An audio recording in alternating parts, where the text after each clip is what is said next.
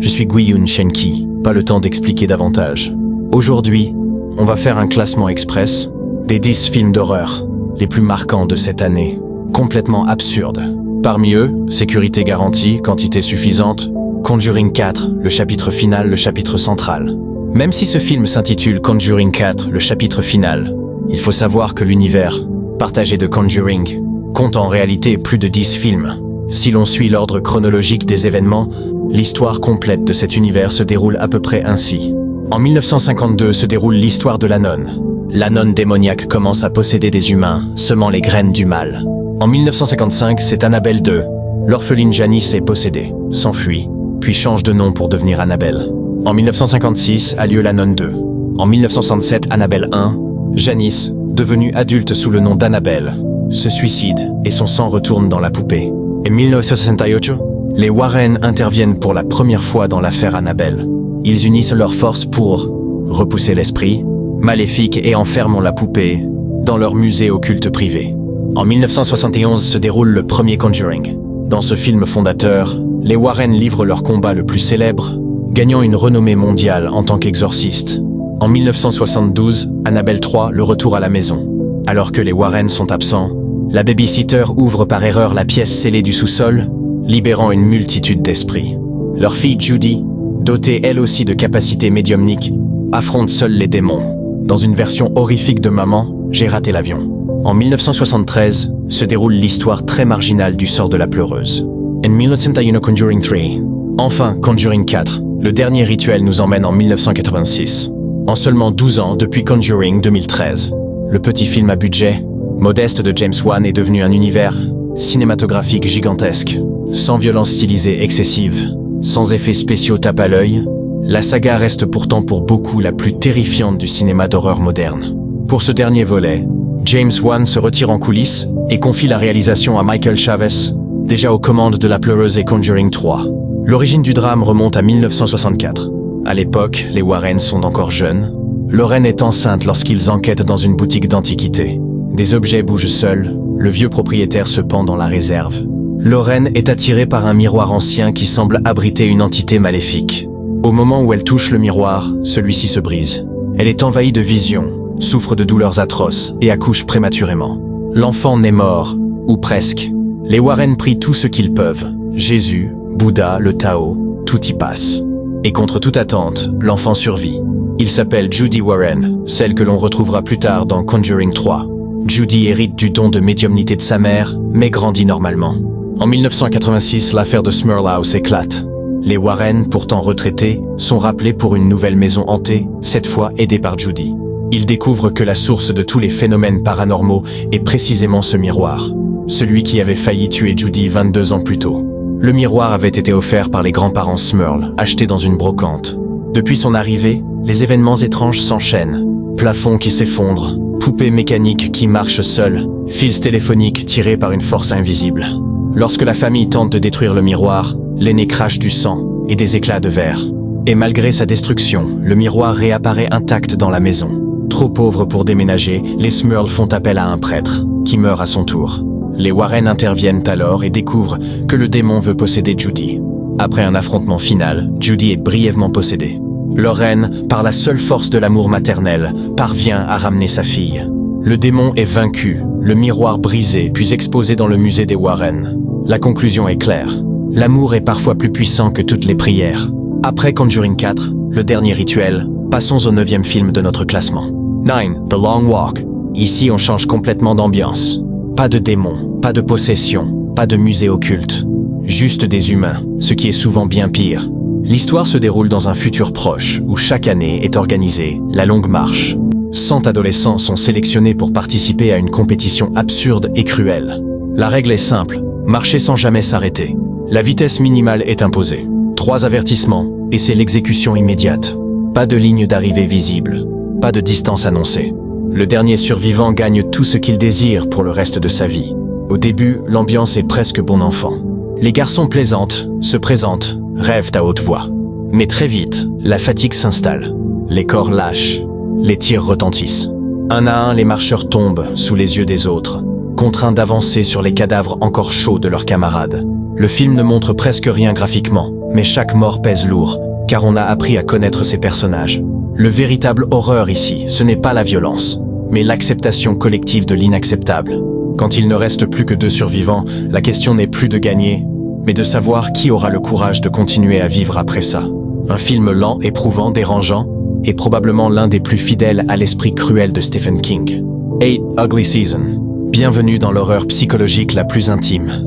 L'héroïne est une jeune femme obsédée par son apparence. Elle vit dans un monde où la beauté n'est pas seulement valorisée, elle est exigée. Chaque année, une mystérieuse saison laide est décrétée. Pendant cette période, les gens jugés imparfaits sont mis à l'écart, humiliés, parfois enfermés. Au début, tout semble presque symbolique.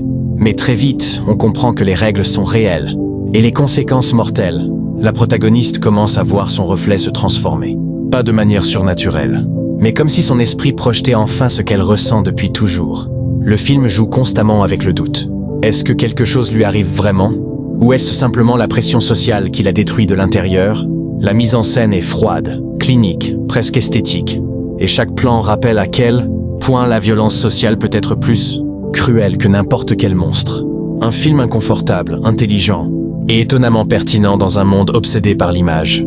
7 Together. Celui-ci commence comme un drame romantique banal. Un couple emménage dans une maison isolée pour se retrouver.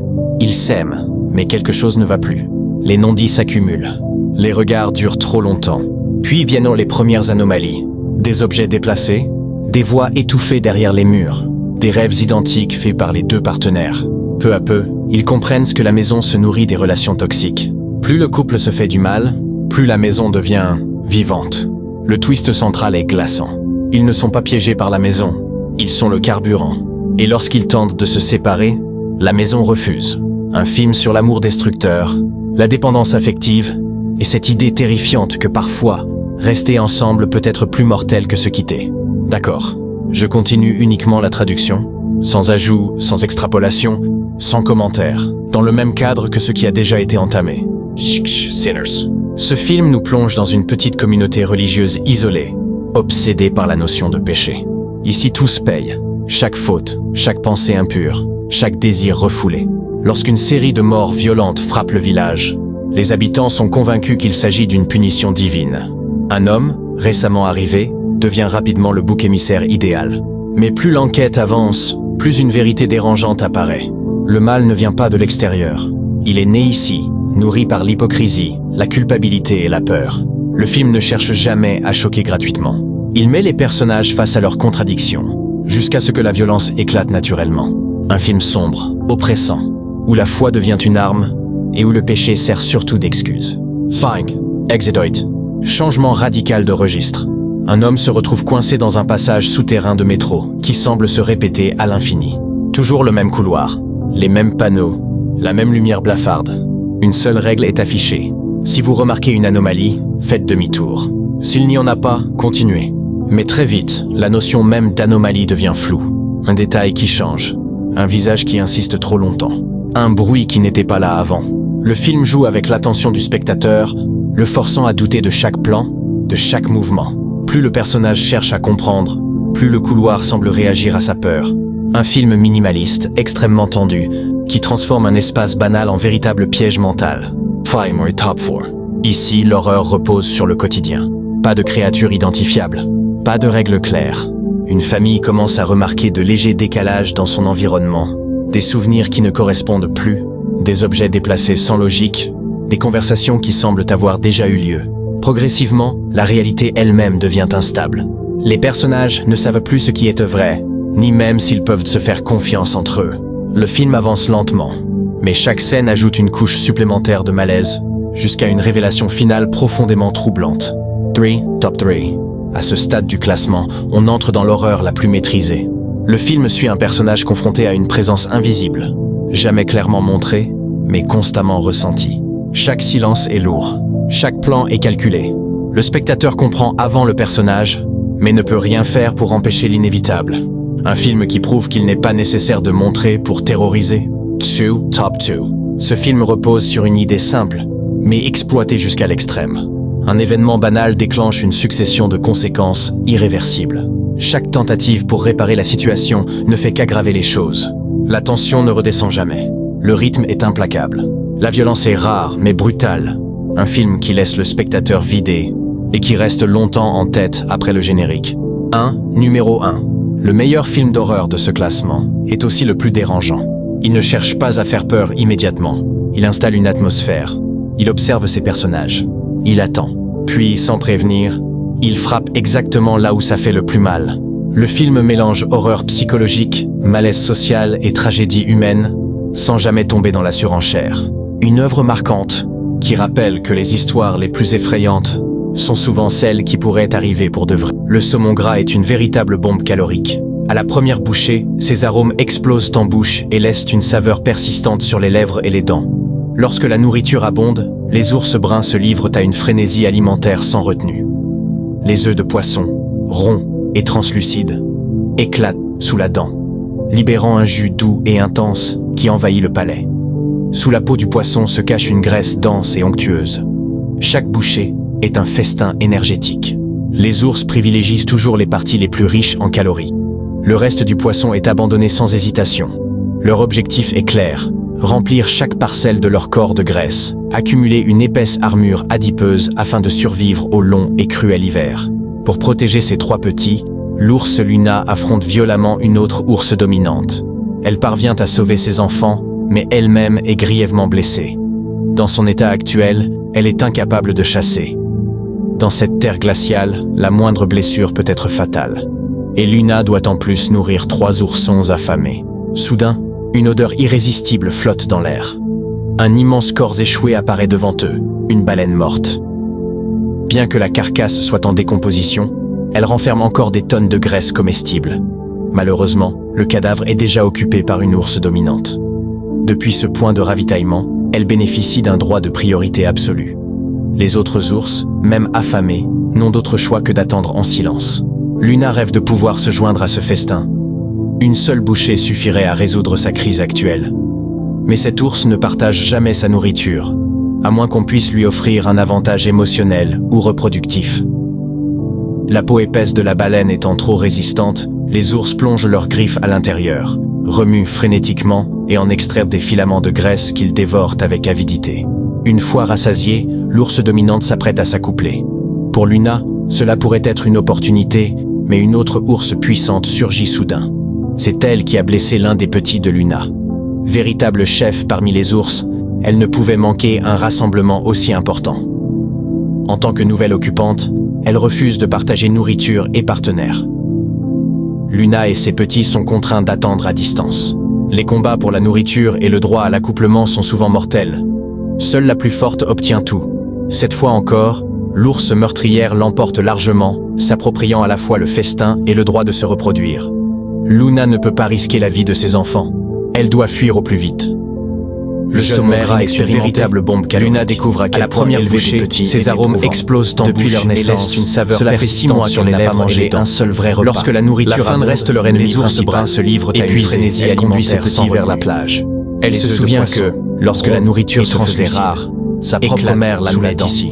Amarrant un jus doux sous le sable découvert qui envahit se cache un mets exceptionnel. Sur la peau du poisson, l'odorat de l'ours brun est incroyablement précis. Chaque bouchée peut détecter une proie enfouie à 20 cm de profondeur. Les ours privilégient toujours les parties les riches et nourrissantes. Le reste du poisson est abandonné sans hésitation pour Luna. Leur objectif est clair. Curieux, remplir chaque parcelle de leur corps de graisse. Une palourde ne contient qu'une vingtaine de calories afin de survivre. Luna devrait en manger près de 2000 pour être rassasiée. Pour protéger ses 3 petits. Mais la marée montante réduit considérablement la temps d'une autre ours dominante. À peine a-t-elle repris un peu d'énergie à sauver ses enfants, qu'elle doit déjà la transformer en grièvement blessée. Nourrir dans son état actuel, ses petites proies ne suffisent de chasser. Mais elle représente dans cette source glaciale la moindre blessure peut être fatale. Une odeur familière doit en plus nourrir 3 oursons. Les mâles, rendus agressifs par la saison des accouplements, irrésistible, considèrent les oursons comme des rivaux. Un immense corps échoué apparaît devant eux. Luna fuit précipitamment avec ses petits. Sa blessure l'empêche bien que la carcasse soit en décomposition. Désespérée, elle renferme encore des tonnes de graisse comestible. Ce choix, malheureusement, en apparence, le cadavre est déjà révélé extrêmement dangereux. Le courant emporte point de ravitaillement des oursons, elle bénéficie d'un droit de priorité absolu. Luna réalise qu'il manque un ours. Même plus jeune a disparu à jamais. Choix que d'attendre. Élever 3 petits était déjà une rêve de pouvoir se joindre à ce festin. Elle n'a même pas le temps de faire une seule bouchée suffirait. La douleur est insupportable, mais la vie continue. Mais cet ours doit survivre jamais sa nourriture restants. À moins le mâle ne montre offrir un avantage émotionnel ou reproductif déterminé à s'accoupler. À l'approche de l'épaisse de la baleine, les blessures de Luna guérit enfin. Les ours, malgré une virus à l'intérieur, elle parvient à maintenir frénétiquement et en elle les conduit vers l'embouchure de la dévore avec l'hibernation approche. Une fois rassasiée, pour survivre à l'hiver, dominante s'apprête à doivent impérativement accumuler des réserves. Cela pourrait être une opportunité. Chaque année en juin, mais une saumon entreprennent une migration épique et mortelle. C'est elle qui a blessé l'un des petits. Se nourrissent abondamment de krill avant le voyage. Chef, puis les ours, fois mature, elle ne pouvait manquer un rassemblement vers leur lieu de naissance pour se reproduire. En tant que à l'interface entre eau salée, elles refusent de partager nourriture. Ils s'arrêtent brièvement pour adapter leurs organes. Luna et ses petits sont contraints d'attendre à distance. Avant l'arrivée des saumons, les combats pour la nourriture et le droit à l'accouplement, des dizaines d'ours se rassemblent à l'embouchure. Seule la plus forte obtient même les loups affamés. Cette fois encore, l'ours meurtrière l'emporte largement, obtenir les meilleures positions, à la fois le festin car un bon emplacement garantit l'accès au premier poisson. Luna ne peut pas risquer la vie de ses enfants. Elle doit fuir au plus vite. Luna, accompagnée de ses petits, ne peut rivaliser. Ils attendent à l'écart. Après plusieurs semaines, les saumons remontent enfin le fleuve. La grande marée annonce l'arrivée du banc. Les ours expérimentés prennent position. La vague de poissons est spectaculaire. Affamés depuis des mois, les ours commencent à pêcher sans relâche. Un saumon peut contenir jusqu'à 4000 calories. 25 suffisent à couvrir les besoins énergétiques quotidiens d'un ours. Pourtant, certains en tuent des centaines par jour. Quand la nourriture est abondante, ils ne consomment que la peau et les œufs, riches en graisse, et abandonnent la chair. Les loups, incapables de pêcher, se nourrissent des restes. Luna ne peut résister plus longtemps. Mais dès qu'elle s'éloigne, ses petits sont vulnérables. Elle accourt en entendant leurs cris. Malgré la nourriture à portée de griffes, elle doit encore attendre. Sans réserve, ils ne survivront pas à l'hiver. Elle finit par trouver un endroit moins disputé, un canyon, dominé par une femelle surnommée la reine de la cascade. Même ici, la hiérarchie est stricte. Luna récupère les restes laissés sous l'eau. C'est la première fois que ses petits goûtent à la chair de poisson. Pendant la migration, les saumons cessent de s'alimenter. Leur peau argentée devient rouge vif, attirant les partenaires. Beaucoup mourront avant d'atteindre leur but. Une crue soudaine sauve le banc, permettant aux survivants d'avancer. Les ours attendent depuis longtemps. Lorsque les saumons sont assez nombreux, il suffit aux ours d'ouvrir la gueule. Après que les dominants se sont retirés, Luna peut enfin nourrir sa famille. Les petits apprennent à pêcher. Ces compétences leur serviront toute leur vie. Pendant des mois, ils mangent sans retenue, accumulant une épaisse couche de graisse. C'est leur seule chance de survivre à l'hiver. Les saumons, après la reproduction, meurent épuisés. Leur sacrifice permet à la vie de continuer. Alors que l'hiver arrive et que le monde se fige sous la glace, la famille de Luna dispose enfin de réserves suffisantes. Mais une terrible réalité se profile. L'année suivante, le nombre de saumons chute brutalement. Sans cette source d'énergie vitale, comment Luna et ses deux petits pourront-ils survivre ?